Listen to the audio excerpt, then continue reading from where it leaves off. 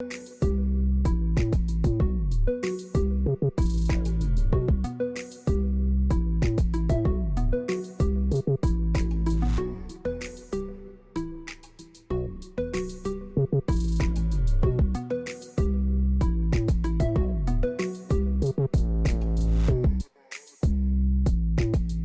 Amsterdam Multilateral receives a multi-million-dollar boost from the head of state, and the high-level government team meets with GCOM. Welcome to InfoHub. It's Friday, September 13.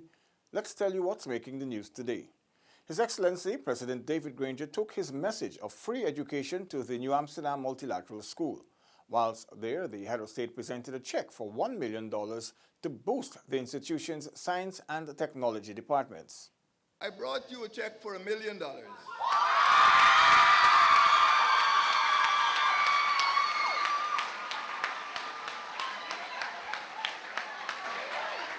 And I will ask for this money to be used primarily for science, technology, engineering, and mathematics education.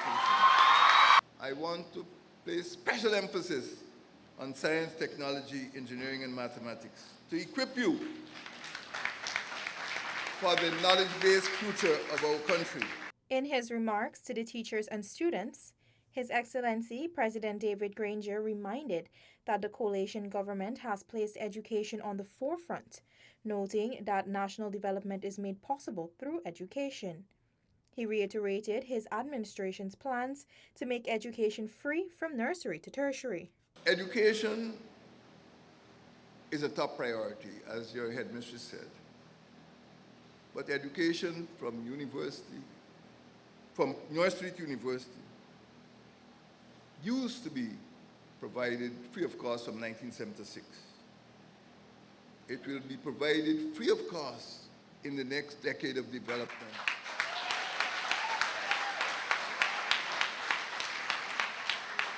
That is not an invention on my part.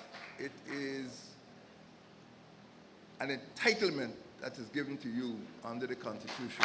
During the visit to the New Amsterdam Multilateral School, the President was accompanied by Minister of Education, the Honorable Dr. Nicolette Henry, who emphasized the importance education plays in national development. Education plays a central role in the growth of any country's development, as it provides, in many instances, the opportunity for many individuals to improve their lives, become more successful members of society, and therefore they're ultimately better contributors to the nation's development. Head teacher of the New Amsterdam Multilateral School, Vanessa Jacobs, assured the head of state that the staff of the institution are committed to ensuring that the students receive quality education. Following the assembly, President Granger, along with Minister Henry, toured the school's science and technology facilities. Reporting from the New Amsterdam Multilateral School with videographer Akeem Thomas and Arakan for InfoHub. A high-level government delegation met with the Guyana Elections Commission to discuss its preparedness for the upcoming general and regional elections. The delegation, which was led by Public Health Minister the Honorable Valde Lawrence, sought among other things to determine ways through which support could be given to the entity as it prepares for the country's general and regional elections. The high-level ministerial team included the Honorable Amna Ali, the Honorable Basil Williams, the Honorable Kathy Hughes, the Honorable Tabitha Sarabo Ali, the Honorable Sidney Alicock, the Honorable Keith Scott, the Honorable David Patterson, and the Honorable Jaipal Sharma. Today we were assured by the chair and commissioners that no timeline has set and that they are working to see whether they will be able to hold elections this year, given the timetable which they have and the statutory requirements which they will ensure that they abide by. The delegation was also assured that the data from the recent house-to-house registration process will be used in the upcoming elections. In light of the new time factor now placed on the elections body, questions were raised about its financial status and the availability of resources for the elections. Minister Lawrence noted GCOM's assurance that it is examining the situation and will provide the relevant information soonest. We were able also to put forward our case in terms of us ensuring that the list is credible, that persons be given the opportunity who were not allowed to register in the house-to-house registration, that during the claims period, they will be given the opportunity to do so. Minister Lawrence reiterated that while the administration stands ready for elections at any time, the availability of a credible list is paramount to the process. In the meantime, the Guyana Elections Commission said that it will be executing the mandate laid out in its statute, even as it prepares for elections this year. Minister Lawrence said the government has faith in the leadership of GCOM and will continue to work with the entity. Reporting for InfoHub, Alexis Rodney. The Guyana Power and Light Company is working to improve the capacity to the grid. This was revealed today as the Chief Executive Officer, Albert Gordon, identified the major causes for the spate of power outages affecting customers. Nearly half of the outages, 45% to be exact, were caused by either an earth fault or a generator trip, while an additional 20% of the outages stemmed from network switching or overcurrent. Gordon explained the overcurrent causes issues with the generation capacity, and this indicates the network's inability to respond appropriately to load changes. Compounding the situation is the on-the-water 69 kV cable that was severed in early June, which has decreased the electrical capacity of the Demerara-Berbice interconnected system. Going forward, we do recognize that we need additional capacity in the DBIS based on the expected demand growth. And we think in the short or medium term, we need about 120 megawatts. If you, based on expected retirement dates of the units mentioned earlier, we should be taking out about 60 megawatts by 2022. So we would want to replace that, but also put in additional capacity to cater for demand. An improved generation capacity coupled with efficient and sufficient redundancy will result in fewer power outages across the country. In the interim, GPL will be pushing to reduce the power supply demand by encouraging citizens to move towards rooftop solar PVs. A rooftop photovoltaic power station or rooftop PV system is a photovoltaic system that has its electricity generating solar panels mounted on the rooftop of a residential or commercial building or structure.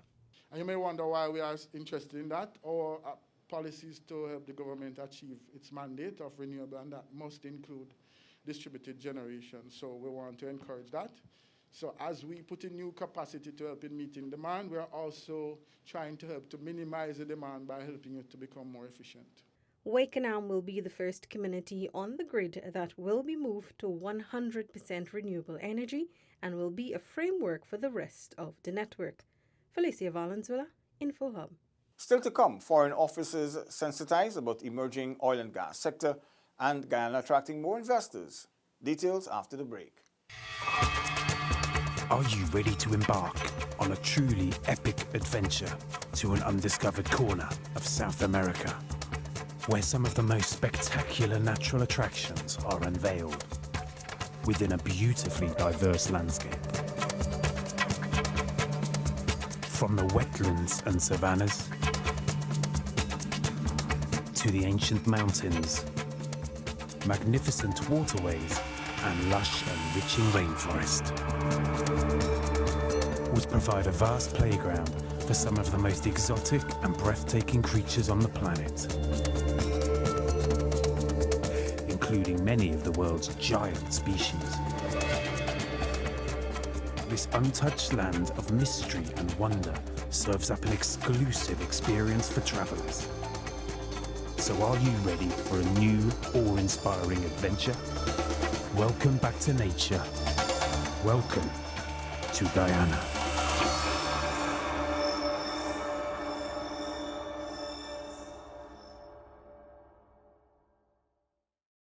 Thanks for staying with us. The Department of Energy has the mandate to educate the public on the oil and gas sector, being a new industry for the country.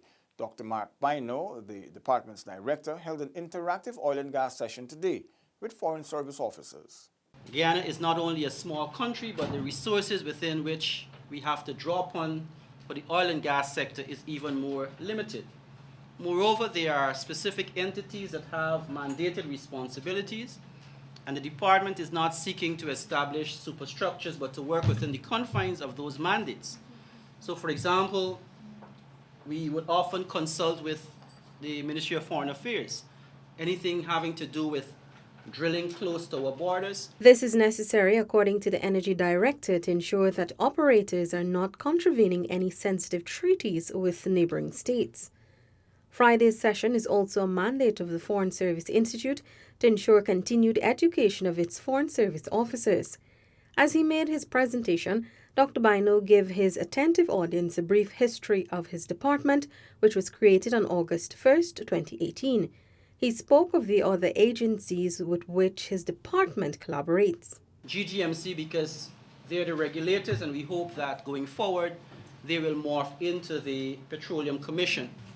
The Guyana Revenue Authority, Ministry of Finance, MARAD in terms of identifying corridors, EPA, and a range of other entities. Dr. Bino says to date his department has made strong progress with interagency collaboration.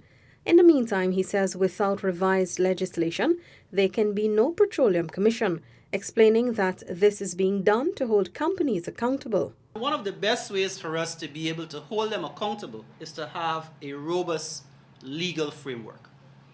Having recognized that fact, therefore, we started out by first looking at reviewing the legislative framework. Our mission is to effectively and efficiently manage these resources for the benefit of all Guyanese. Felicia Valenzuela, InfoHub. Ghana's significant transformation under the coalition government continues to attract investors. A U.S.-based firm, Keen 360, headed by a Guyanese partner, is establishing a local office to improve the standard of business operations. The U.S. firm recently began training advisors, integrators, and professionals with experience and passion for helping investment teams, executives, and managers to engage with their markets and customers. Speaking to InfoHub, CEO of Keen 360, Zahid Khan, said considering the transformation Guyana is already experiencing, the company is working to improve standards. We feel that we can add significant value given the transition or the transformation that Guyana is going to be going through over the next couple of years. I think the next 3 to 4 years is going to be pivotal in this country with regards to, not just with the influx of new businesses that are coming in, but how do we ensure that as a people, as a nation, as an economy, right, that we take advantage and we grow with that. So that's where we come in. Keen 360 works with both private and public agencies to ensure that customers are getting the best service possible. We can add value and we can consult to these two organizations here, government agencies and private organizations, with regards to how to ensure that you're effectively using technology.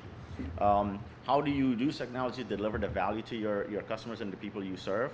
So we have a deep understanding of business processes, technologies that are out there that can help you to run your operations. The company delivers data quality, operational excellence, policy compliance, and customer care.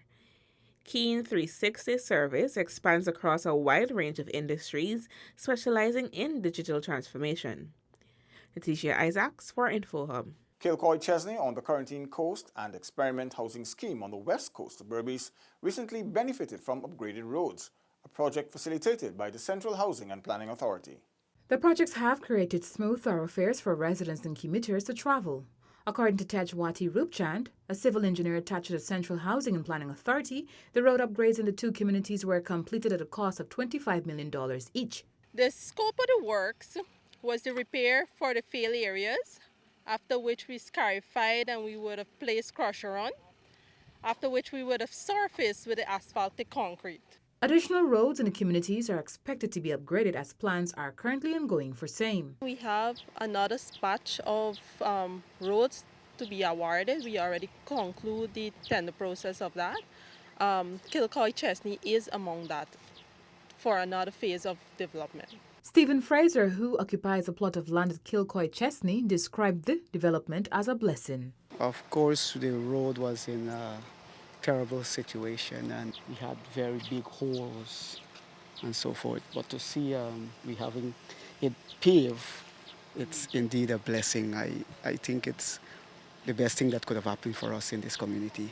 Over at the experiment housing scheme, Bikram Kublal did not hesitate to express his satisfaction. Well, now I could see the road, very, very nice, that anything could go in, come in free. Well, it was a hard challenge because when many trucks come in, a lot of small vehicles like car and minibus can't even come in. You got to left halfway. Sometimes some vehicle got to stay far away when you bring in your little goods and thing.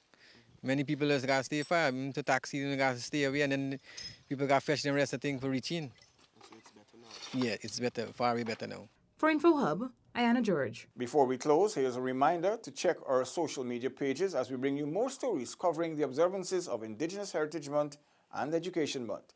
That's all for today. Connect with us on WhatsApp, Facebook, and YouTube. Much more news is on our website, dpi.gov.gy, and pop over to Instagram for the latest photo updates at DPI Guyana. Your Bridge and Weather reports are up next. Have a great weekend. Goodbye.